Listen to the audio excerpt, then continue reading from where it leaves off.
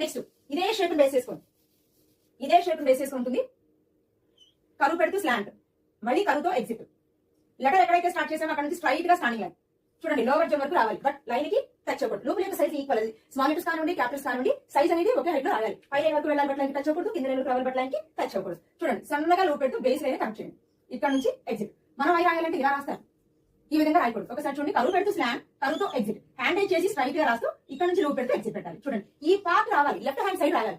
ఈ పార్ట్ అనేది left hand side రాశారు అంటే చూడండి, ఈ పార్ట్ అనేది లెఫ్ట్ హ్యాండ్ సైడ్ రాశాడు అంటే షేప్ మనకి కరెక్ట్ గా వస్తుంది. మీ ఇందులో కన్ఫ్యూజ్ అవడానికి ఏం లేదు. ఒకసారి చూడండి, కరువు తిప్పుతూ slant left hand side. So మళ్ళీ కరువుతో స్లాంట్ అంటే ఎగ్జిట్, ఇది ఎగ్జిట్. ఇప్పుడు హ్యాండ్ రైజ్ చేసి స్ట్రైట్ గా స్టాండ్ చేయాలి, సన్నగా లూప్ పెడితే ఎగ్జిట్. సో మళ్ళీ ఒకసారి చూడండి, పై లైన్ వరకు రావాలి. క్యాప్టెన్ కరువుతో స్లాంట్, కరువుతో ఎగ్జిట్. లెటర్ ఎక్కడైతే స్టార్ట్ చేసే అక్కడ నుంచి స్ట్రైట్ గా స్టాండింగ్ లైన్, సన్నగా లూప్ పెడితే బేస్ లైన్ కనెక్ట్ చేయండి. ఇక్కడ నుంచి ఎగ్జిట్. సో మళ్ళీ ఒకసారి కరువుతో స్లాంట్, కరువుతో ఎగ్జిట్. లెటర్ ఎక్కడైతే స్టార్ట్ చేసాం అక్కడ నుంచి స్ట్రైట్ గా స్టాండింగ్ లైన్, సన్నగా లూప్ పెడితే బేస్ లైన్ టచ్ చేస్తే ఎగ్జిట్. So you